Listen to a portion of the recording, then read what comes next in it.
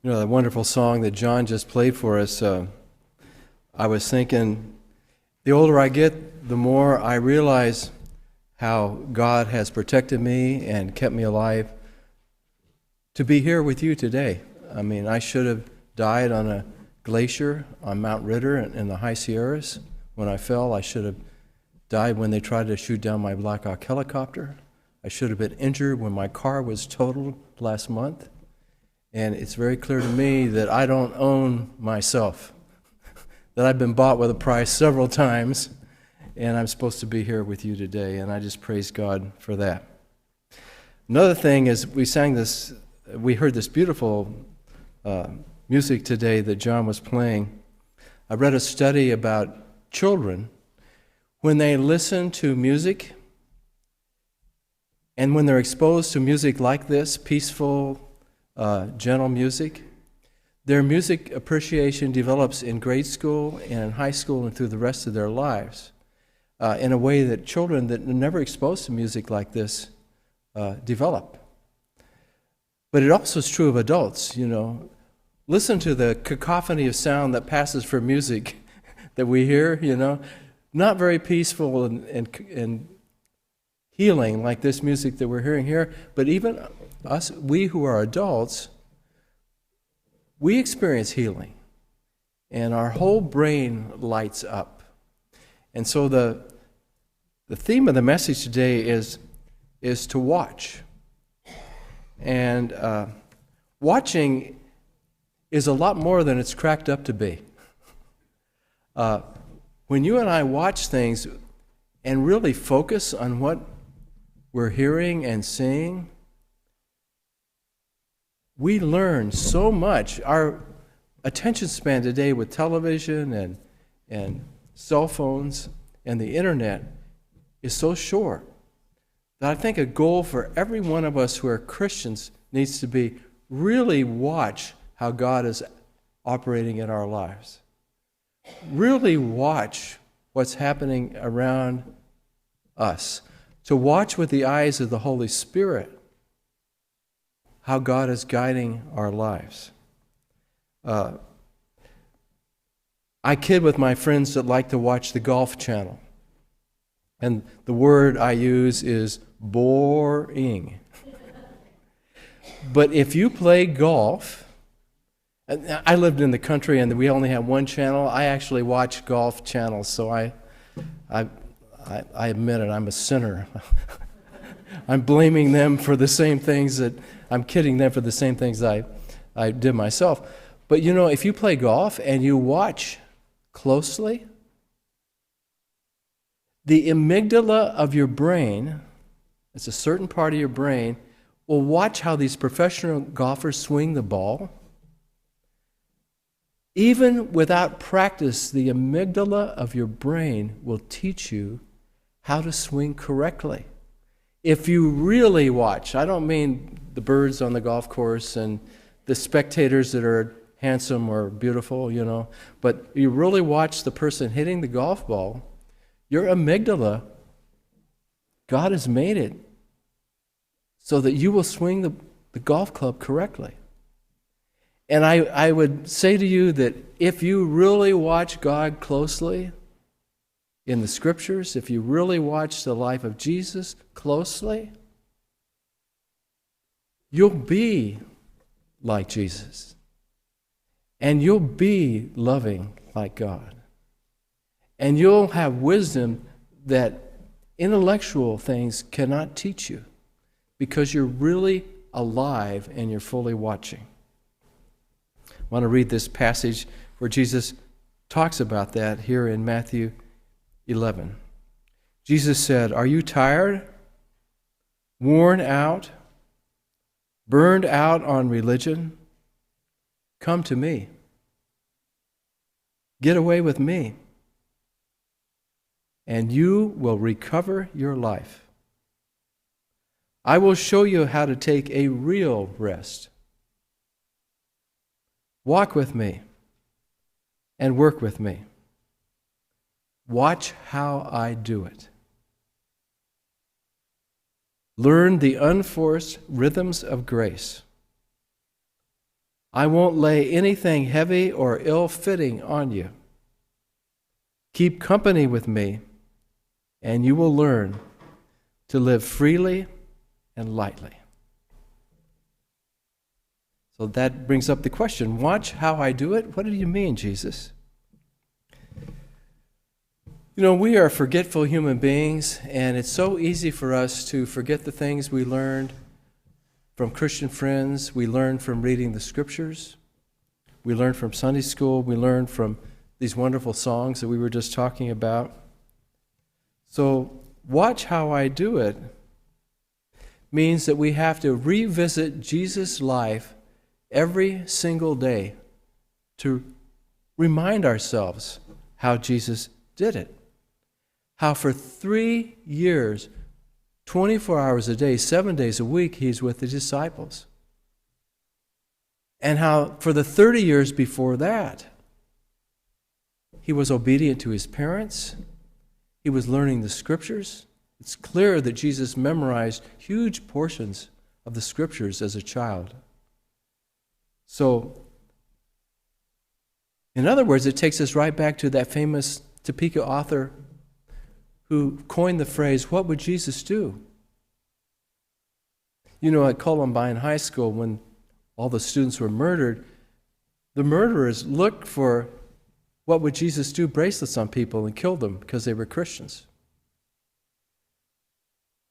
And of course, what would Jesus do in a situation like that? They would sacrifice their life for their faith. All those young men lined up by the Mediterranean Ocean in Libya could have renounced their faith in Jesus. 20 young men, I believe it was, in jumpsuits. And those extremists beheaded them. They didn't renounce their faith. What would Jesus do? He didn't want to die in Gethsemane. He sweat like great drops of blood.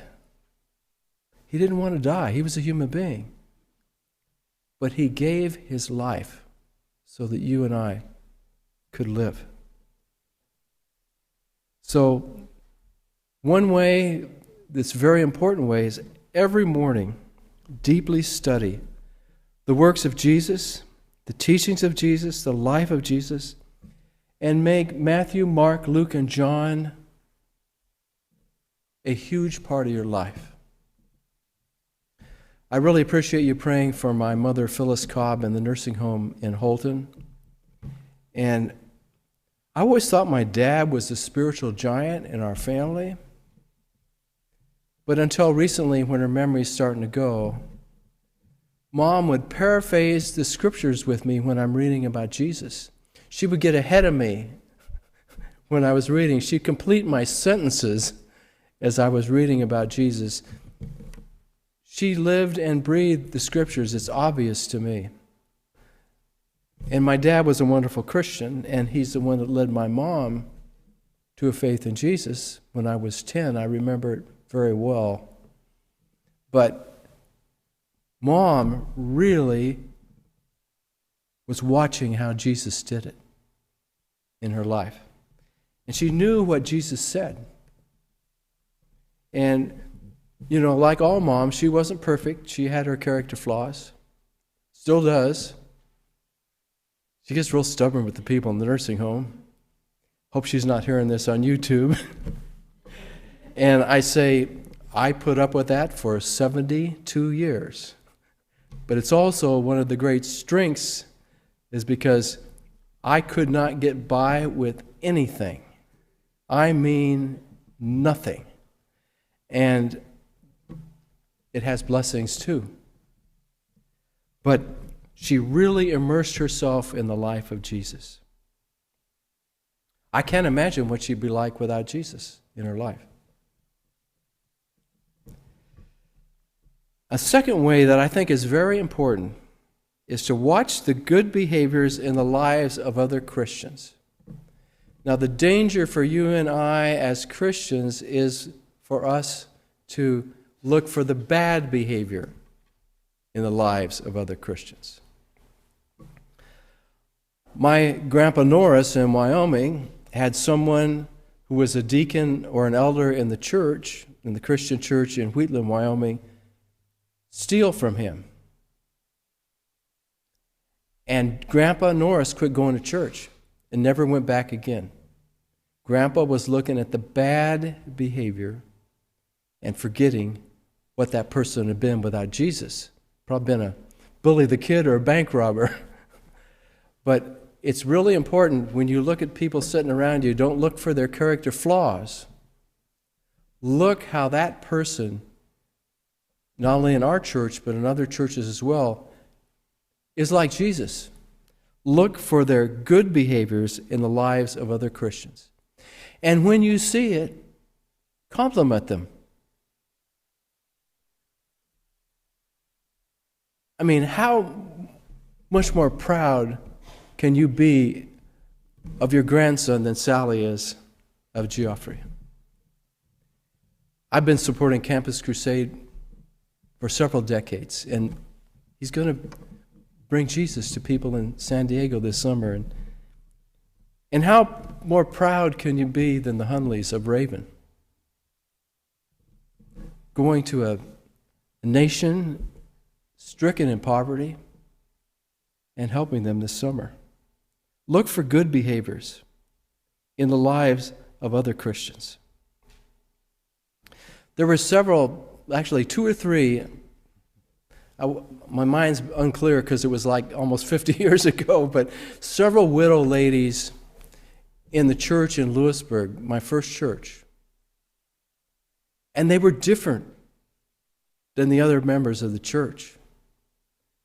And they were very kind, kinder than average, very patient, more patient than average, and very non-judgmental Christians, more than most of us. And I couldn't figure out why these widow ladies were so like Jesus. And then over a period of time, I found out their quiet secret. And it was because of what they were immersing their meditation time in.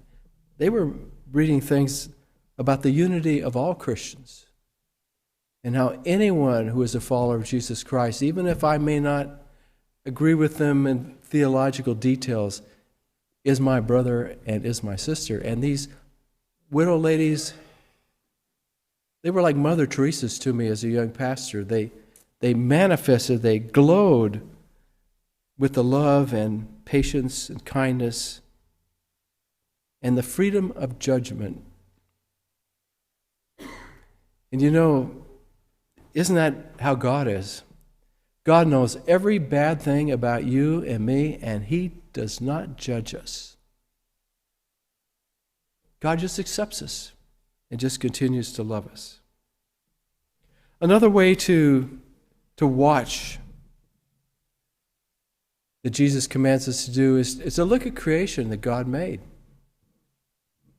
Creation is incredibly healing. And our Native American brothers and sisters are really good at teaching us this. Every day I feed corn to the wild animals, and the first animals that come are always the birds.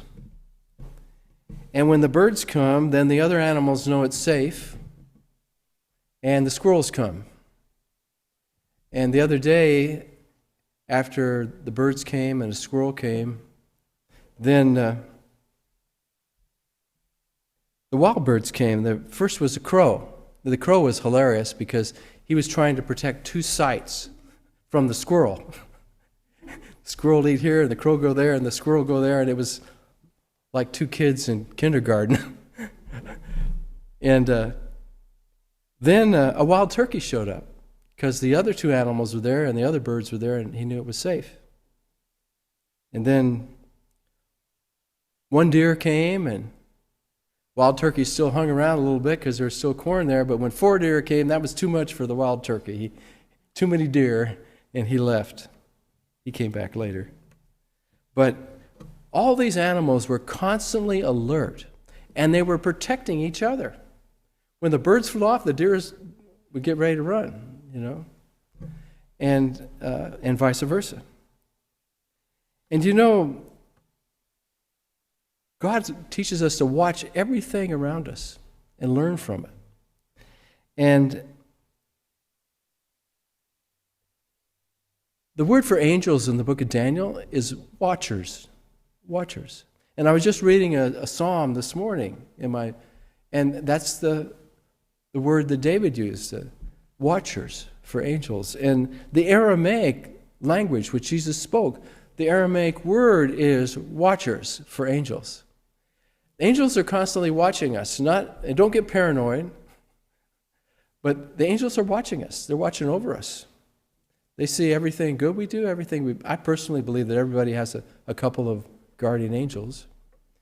And that's a whole series of sermons, and I won't go there. The book of Hebrews warns us not to worship angels because early Christians were doing that. And you worship God. But angels are watchers. And we could do well to emulate angels, make our amygdala pretend that angels are watching us. And we might behave differently. We think we can hide, but we can't hide. And remember earlier I said if we look for good behaviors in the lives of other Christians. For 35 years, I've taught spiritual things for the University of the South and for Friends University. And even though I'm teaching ethics and history of Western civilization at Highland Community College in Holton, there's a lot of spiritual principles in all those subjects. And of course, I was teaching things like New Testament, introduction to New Testament, introduction to the life of Christ, how to keep a spiritual journal, subjects like that.